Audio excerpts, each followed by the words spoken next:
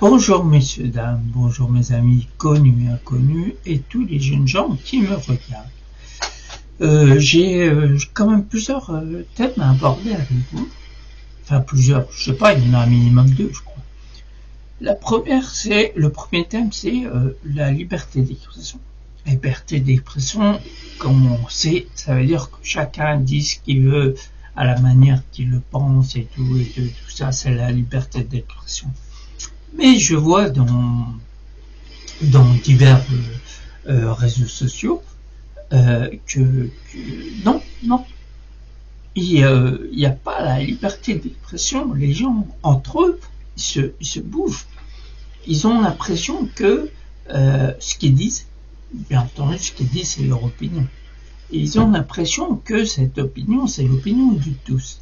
Non. Il y en a certainement qui vont être d'accord avec vous, bien entendu. Mais il y en a d'autres qui ne vont pas être d'accord. À partir de là, on peut parler de liberté d'expression. Mais dès que la personne dit son ressenti par rapport à la vidéo qu'il voit, eh ben, il y a matière à conflit, il y a des mauvais commentaires, il y a de la colère qui se crée, tout et tout. Donc, pourquoi à ce moment-là, vous parlez de liberté d'expression, alors que vous n'aimez pas entendre le contraire de ce que vous dites? Alors que le fait de dire le contraire, c'est là où la discussion se crée. C'est là que la discussion, c'est enrichissant. Vous apportez un plus à la discussion. C'est quand il y a contradiction. Forcément, quand quelqu'un va parler de son opinion, quelle que soit sa vision de la vie, quoi que ce soit, forcément, la personne qui est en face va pas avoir la même.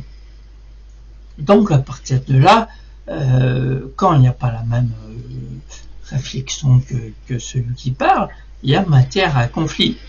Alors que non. Alors, on voit dans les réseaux sociaux et tout, liberté d'expression, pourquoi nous refuse la liberté d'expression, et nous, en tant qu'être humain, on s'empêche de parler, on s'écoute pas, en croyant que tout le monde va dire la même chose. Non, forcément, quand il y a quelqu'un en face de vous qui parle, aura une autre vie, aura vu autre chose, aura vu plein de choses différentes de vous. Peut-être qu'il a passé des situations pareilles que vous, mais ils sont ressentis différemment de vous. Donc forcément, quand on part de la base que chacun est différent par rapport à son histoire, on parle des libertés d'expression à les bafouer complètement. On parle pas de liberté d'expression, la liberté. Admettons, laissez faire la discussion que vous allez entamer avec Père Kojak. Laissez faire la discussion. Écoutez la personne parler de son opinion, de son point de vue, de tout ce qui ressort de la personne. Écoutez-la. Ensuite, vous allez parler à votre tour. Vous allez dire ce que vous ressentez, ce que vous avez vécu, etc. Et vous allez voir qu'il y a une grande différence. Mais c'est enrichissant quand chacun des deux côtés va écouter l'autre, va pas contredire l'autre, va le laisser parler. Et vous allez voir que cette discussion, tout d'un coup, elle va vous paraître agréable. Malgré le point de vue différent de la personne. Forcément, elle sera différente de vous. Donc, pourquoi vous parlez de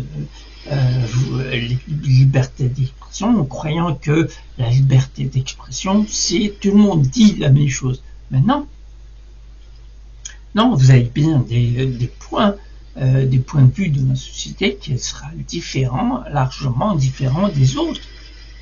Il y en a qui sont OK avec vous, qui vont partager la même opinion, mais pas tous. Qu'est-ce qu'on va faire de tous les gens qui n'ont pas le même point de vue que vous?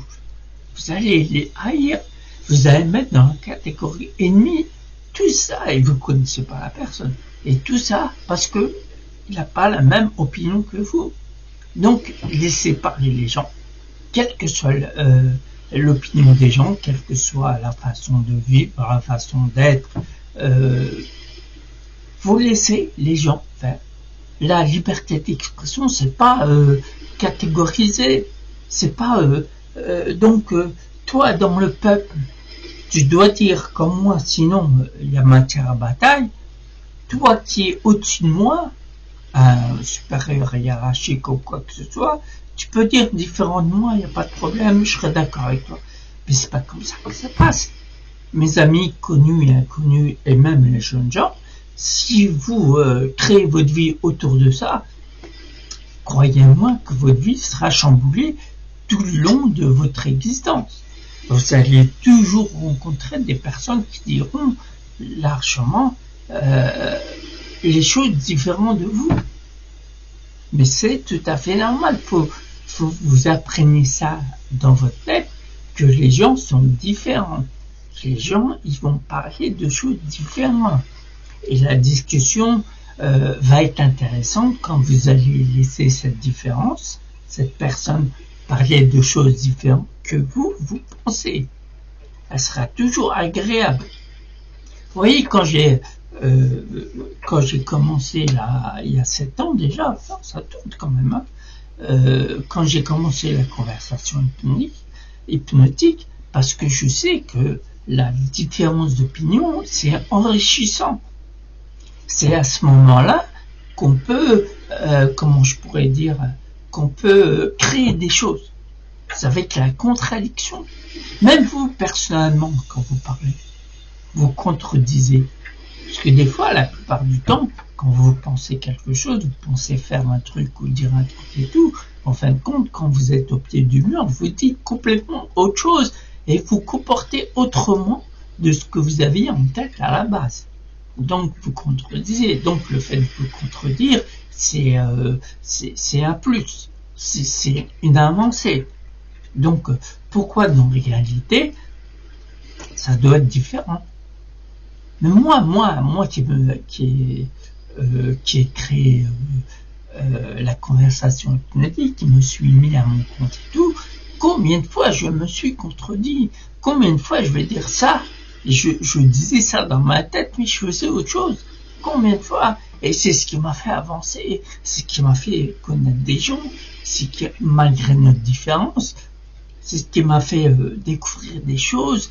Mais moi, en creusant plus profondément, sans me cantonner toujours à la même chose, vous savez, toujours à la même direction et tout, des fois je me fais des suspens, des fois je dérape.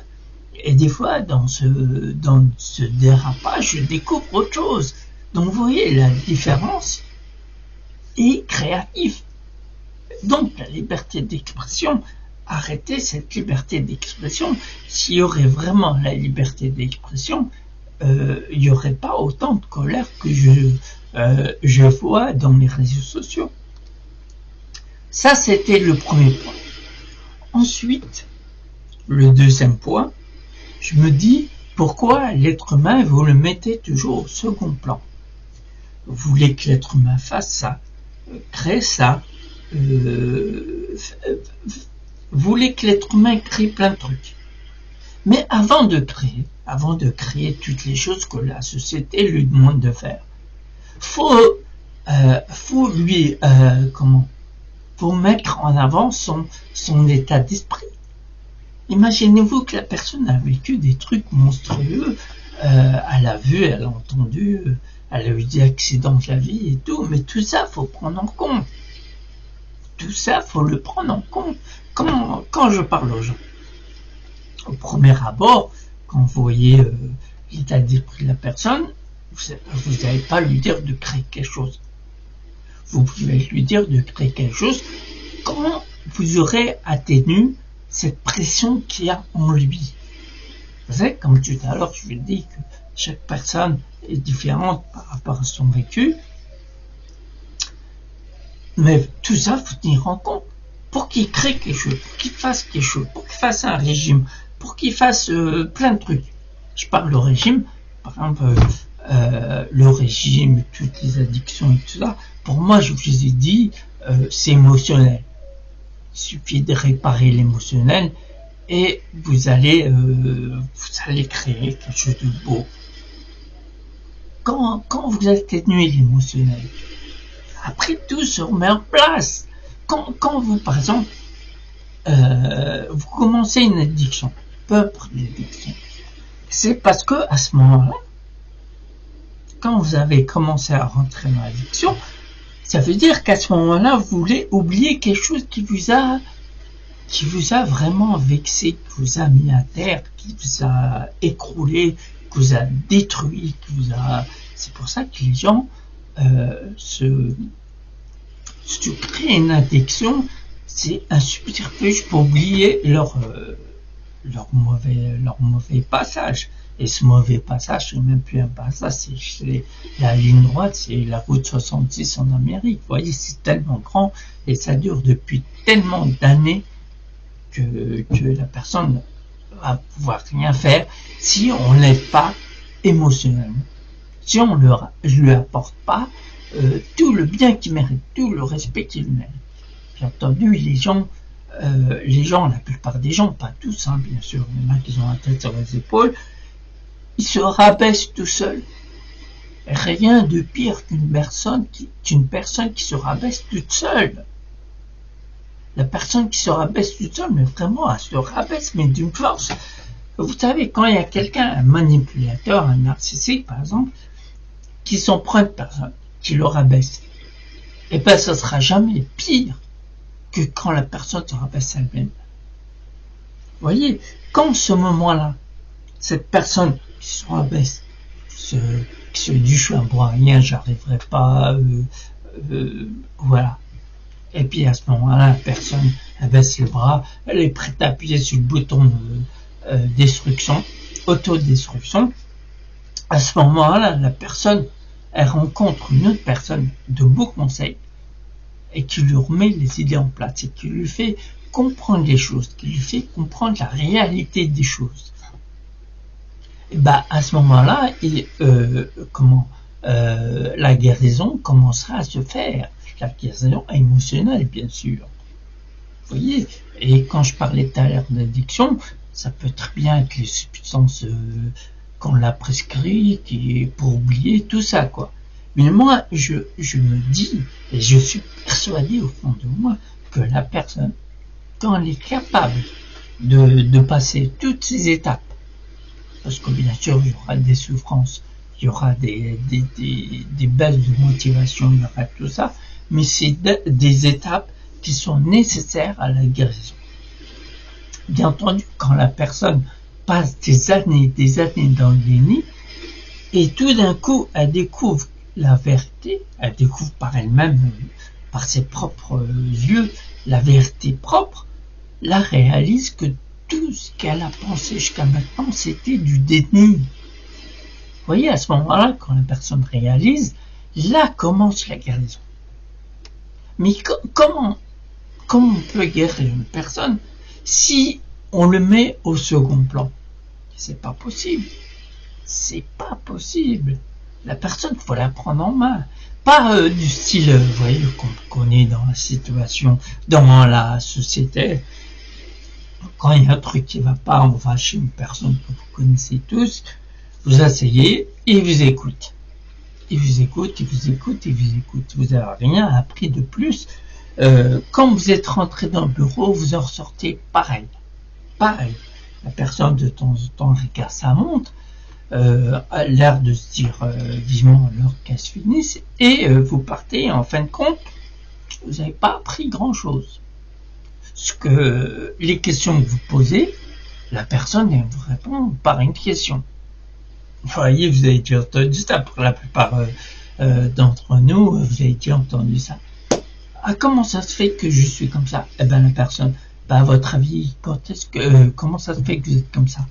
Il y a une réponse qui répond à une réponse. Mais c'est pas possible. C'est pas possible quand la personne, déjà pour se sortir d'une situation, ça va être dur pour elle, parce que dans sa tête, elle se pose tellement de questions. Une question en ramène une autre, etc., etc. Il n'y a pas de réponse. Alors, quand on croise une personne comme ça, croise une personne qui lui donne un début de réponse, et il creuse pour réaliser plein de belles choses par rapport à ce petit bout de réponse, mais Las Vegas, ça illumine partout, c'est Halloween. Donc arrêtez de mettre l'être humain au second plan, créer, fabriquer, innover, mais est-ce qu'on prend en compte son état d'esprit? Vous voyez, à plusieurs reprises, je croise des gens, des amis connus et inconnus, c'est le cas de le dire, la plupart inconnus. Vous voyez, quand une personne est sur un banc, la tête baissée, vous voyez très bien qu'il y a un truc qui va pas. Donc, je m'assois à côté de lui, tout ça. Tout d'un coup, monsieur ou madame, ça dépend de la personne qui est à côté, j'entame la conversation. Quelle heure il est, des trucs comme ça. Et après, là, se crée une conversation agréable. Et la personne, tout d'un coup, elle me raconte qu'est-ce qui se passe. Quel est le problème? Sans lui demander. C'est à la suite de la conversation que la personne avait commencé à se confier. Et là, à partir de ce moment-là, je dis, moi, ce qui sort de ma bouche, c'est des belles choses. C'est des belles paroles. Des paroles qui éveillent. Des paroles qui, qui motivent. Des paroles qui illuminent la personne. À partir de là, la personne, elle reprend confiance. Et elle trouve les solutions toute seule. Pourquoi elle trouve les solutions toute seule? Parce que cette motivation, je vais donner avec les paroles, les quelques paroles que je lui ai données. Elle a eu le plaisir de rencontrer le bonheur, je dirais, de rencontrer une personne au bon moment. Et là, à ce moment-là, imaginez-vous, qu'est-ce que j'ai pu lui faire éviter? Imaginez-vous que cette personne a pensé, en finir avec elle, je sais pas, ça c'est vraiment le summum. Mais avec un état pareil, je sais pas, un état de la personne, voire assise sur le banc en train de réfléchir, la tête la tête comme ça, vous voyez ce que je veux dire, comme ça. Donc la personne, à votre avis, à quoi elle pensait à ce moment-là? Ou qu'elle est dépassée par les événements, elle ne sait plus quoi faire par rapport à, je sais pas, à la société, par rapport au travail, par rapport à quoi elle pense? À quoi elle pense? Quand la personne, sans arrêt, qu'est-ce qu'ils vont penser de moi? Voilà, vous savez, la hantise des gens, c'est le regard des gens, tout simplement. Mais à la base, entre nous, entre vous et moi, qu'est-ce qu'on a à faire du regard des gens? Je vous ai dit dans des différentes vidéos précédentes, la vie des gens, on s'en fout. Ce qui est con, c'est notre vie. Quand on prend soin de notre vie, on peut prendre soin des gens. Donc si la personne veut aider des gens alors qu'elle n'est pas bien, là c'est la catastrophe totale. La catastrophe totale. Parce que forcément la personne qui veut aider, si elle n'est pas ok avec elle, forcément la personne qui est en détresse, elle va lui dire des trucs que la personne aidante, elle a vécu et qu'elle n'a pas admis. Donc en fin de compte, imaginez-vous, les paroles de l'un doivent bouleverser l'autre. Donc pour parader à cette parole, donc la personne va répondre pas méchamment, mais on voit que ce côté de frustration, vous savez, c'est des gars. Donc en fin de compte, tout ce qu'on dit, tout ce qu'on fait, forcément il y aura un ou plusieurs personnes qui vont être pas d'accord avec vous. Donc forcément, si vous attendez que tout le monde soit ok, vous n'avez pas fini de vous morfondre. Les gens ne sont pas forcément ok avec vous au moment que vous voulez. Donc forcément, à un moment, il faut prendre votre chemin, peu importe que disent les gens, le regard qu'ils portent sur vous, mais on s'en fout. Regardez, on va parler des personnes qui sont des personnes fortes. Voilà. Les personnes fortes, c'est la société, elle a créé une image, elle a imposé aux gens de se décalquer à l'image que la société, elle a fabriquée elle-même. Donc il faut faire du 36, 38 maximum et tout, vous voyez tout ce machin. Et la personne qui est en surpoids, par exemple, va se faire du mal parce qu'elle voit qu'elle décalque pas du tout à l'image. Mais si simplement, elle ôte de son esprit le regard des gens sur elle, sur les personnes, elle verra que le commencement de la guérison de ce fameux régime va commencer à se faire. Parce que l'estomac, qu'est-ce qui va parler l'estomac? Avec la frustration, avec l'angoisse de regarder les gens et tout, il va vous parler. Il va vous donner envie d'avoir faim. La faim qui va compenser cette frustration et tout, ça va compenser. Donc les gens, ils mangent. Voilà, ils mangent. Mais si vous enlevez de la tête, comme je l'ai dit précédemment, le regard des gens, vous allez voir que les résultats vont se faire automatiquement. Si la personne en surpoids, par exemple, moi j'invite les personnes en surpoids, j'invite les personnes qui veulent parler, qui veulent discuter, qui veulent connaître et comprendre la conversation hypnotique avec l'apaisement de l'âme, de l'esprit, l'apaisement de tout. Vous allez voir que ce régime que vous avez toujours attendu, il va se faire sans que vous le sachiez. Quelle que soit l'addiction, là je parlais de régime, je peux parler de cigarettes, je peux parler de quoi que ce soit, avec la discussion, on peut arriver à résoudre beaucoup de problèmes. On mettra du temps, bien sûr ça mettra un peu plus de temps que les substances qu'on prend, qu'on nous prescrit et tout, ça mettra un peu plus de temps. Bien sûr, tout ce qu'on vous prescrit, les résultats ils vont se faire dans peu de temps. Par contre, la conversation hypnotique, ça va mettre du temps, bien sûr, ça prend l'ascenseur, mais les résultats ils sont là. Parce que le corps, l'esprit va s'apaiser. Et le moteur de tout, de notre vie, c'est notre corps, c'est notre esprit. Si l'esprit va bien, le corps il ira bien. Donc voyez, messieurs, dames, il ne suffit pas d'aller voir un voyant pour mettre la charrue avant un peu, pour savoir qu'est-ce qui va se passer dans 1 an, 2 ans, 10 ans, pour voir si votre situation va se résoudre. Pour que la situation s'ajoute à la base, il faut que votre état d'esprit change.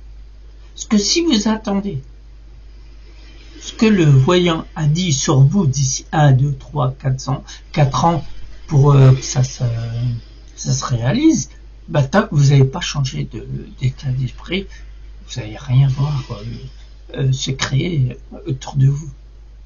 Donc, vous voyez, la base, c'est l'être humain, c'est la discussion. Pourquoi je parlais de liberté d'expression, après j'ai parlé d'état d'esprit des gens, parce que c'est la base. Parler et apaiser l'esprit. C'est ce qui compte, messieurs, mesdames, mes amis connus, inconnus, et tous les jeunes gens qui m'écoutent. C'est primordial. Vous voyez, si vous entamez... Vous voyez, je vous ai parlé de création, de la nature, de Dieu, appelez-le comme vous voulez l'appeler. Il a créé l'être humain à son image, comme on dit. Ça veut dire que il nous a créé avec toute cette complexité, pour vivre. Donc on a toutes les ressources en nous pour réussir dans la vie, pour se guérir, en nous-mêmes. Il suffit simplement d'apaiser notre esprit. Et quand notre esprit s'apaise, notre corps s'apaise. Voilà. Donc, messieurs, mesdames, je vous ai parlé des thèmes principaux. Pour aujourd'hui, je vais revenir, ça c'est obligé, pour de nouvelles aventures. En attendant, messieurs, dames, mes amis connus et inconnus et tous les juniors qui m'écoutent, en attendant, je vous souhaite une bonne journée, une bonne soirée et à très vite pour de nouvelles aventures. Au revoir.